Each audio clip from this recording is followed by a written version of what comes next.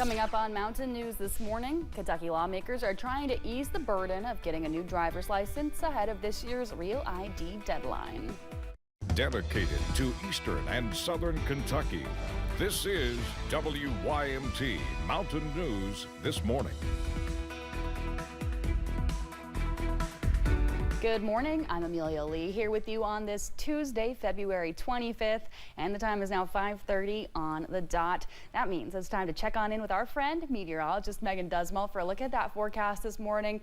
Megan, I feel like we've been treated recently, not that recently, but yesterday and today with some better weather, so I'm looking forward to that. Well, we are lucky because that will continue into today. Now, we do have a little bit of rain in the area, but for the most part, today will be absolutely stunning with beautiful temperatures and mostly sunny skies. But again, we have to get through that rain first. Here's a look at those current temperatures, and there is quite the difference as you're traveling more towards the east and the west, seeing 40s and 50 degrees as you're traveling towards our more western counties. Rowan at 50, and as you're traveling more towards the east, towards Dickinson and Buchanan County, Virginia, look at that, 28 degrees. So it's definitely a chilly start to the morning as you're traveling more towards the east. But as we head into the afternoon, take a look at that. Forecast highs in the 60s, mostly the low to mid 60s, seeing upper 60s as you're traveling towards Middlesboro. So it's going to be a very nice day, and again, mostly sunny once we get past those rain chances. So here's a look at that live pinpoint Doppler radar. Let's pinpoint some of those areas seeing some rain this morning, traveling towards the north first, seeing that Blaine and just to the northeast of Isonville, a little bit of that rain in north of Flat Gap. Now we'll go a little bit more towards the west, where we're seeing a little bit heavier rain towards Frenchburg and Stanton, moving towards areas of Grassy Creek, Hazel Green, and West Liberty. That's what you can expect for this morning, and for the next 12 hours, here's how the rest of the day will play out, seeing sunny weather for most of the day. Amelia? All right, thank you, Megan. Well, last night in Knox County, officials reported an officer-involved shooting. Kentucky State Police were on the scene at Hubbs Hollow Road. It's not known if anyone was killed.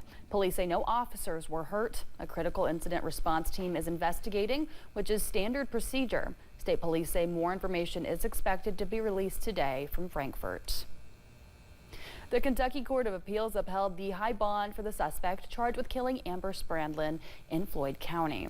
M.K. McKinney, the son of Dr. Michael McKinney, was charged with murder in the case. The court concluded that the $5 million bond was reasonable based on the details of the case. Attorneys for McKinney appealed, but justices upheld the ruling by Judge Eddie Coleman.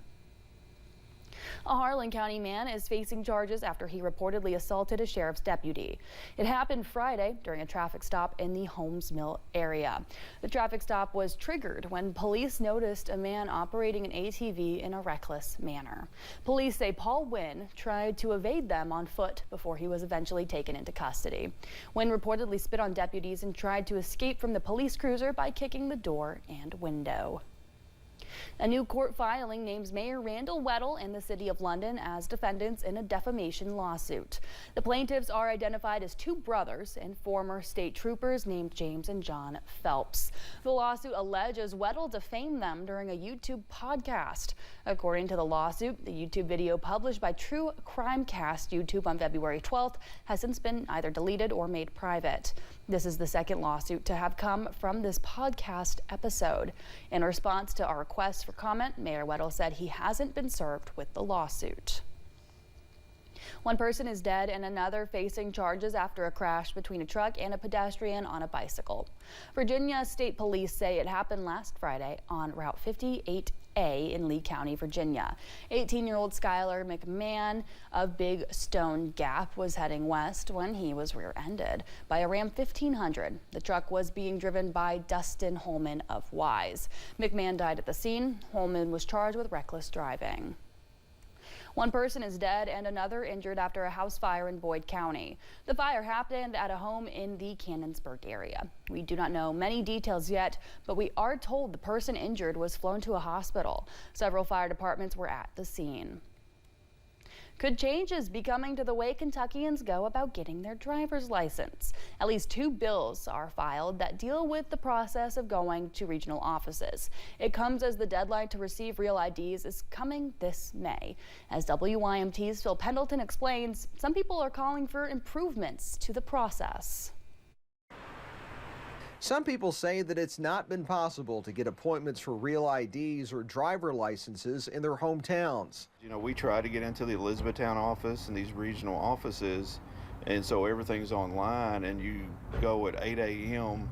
and everything fills up so fast. Donovan Decker says he took a vacation day to come to Danville. We tried to find something close my daughter, a year ago, we had to go to Columbia for her. House Bill 518 would move the issuance of the standard driver's licenses back to the circuit clerks, which is the way that it always was. Representative Savannah Maddox says she has heard horror stories of long lines and difficulty getting licenses, so she's sponsoring a bill she says would fix that. Complain about the unreasonable frustrations that they have faced with Kentucky's implementation of the Real ID law. If House Bill 518 does become law, it will not take effect until July of next year, which means circuit court clerks will have more than a year to get ready for that change of process. The law would only impact the issuance of the standard driver's license.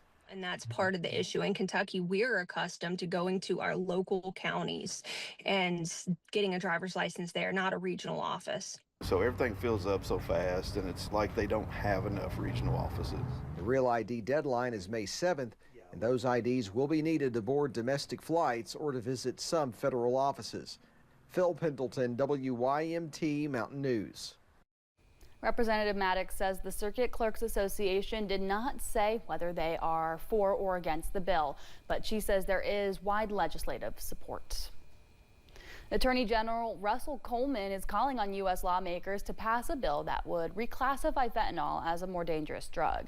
Coleman has joined a coalition of 25 states supporting the Halt Fentanyl Act. It would permanently include the substance on the DEA most restrictive list of drugs, also known as Schedule 1. Right now, it's only temporarily being classified as one, but that is set to expire on March 31st. A Senate committee considered the act last Thursday. A bill to increase punishment for people who repeatedly violate restraining orders is making its way through the legislature. House Bill 38 would make the third offense for violating the protective order within 5 years a Class D felony if it involves physical harm or the threat of physical harm. It now heads to the Senate for consideration. The Clay County Fiscal Court is receiving more than $64,000 in county road aid emergency funds. The money will be used for repairs on a drainage structure on Mill Creek Road. The funeral for a beloved former Southern Kentucky professor was yesterday afternoon. Dr. John Broom was a professor for nearly 50 years. He came to the University of the Cumberlands in 1966 when the college was known as Cumberland College. He was also an original member of the WYMT Mountain Classic Committee and served around 30 years. Dr. John Broom was 90 years old. When we return, people are helping their neighbors clean the mess left by this month's flooding. But one group knows volunteering is more than just disaster response.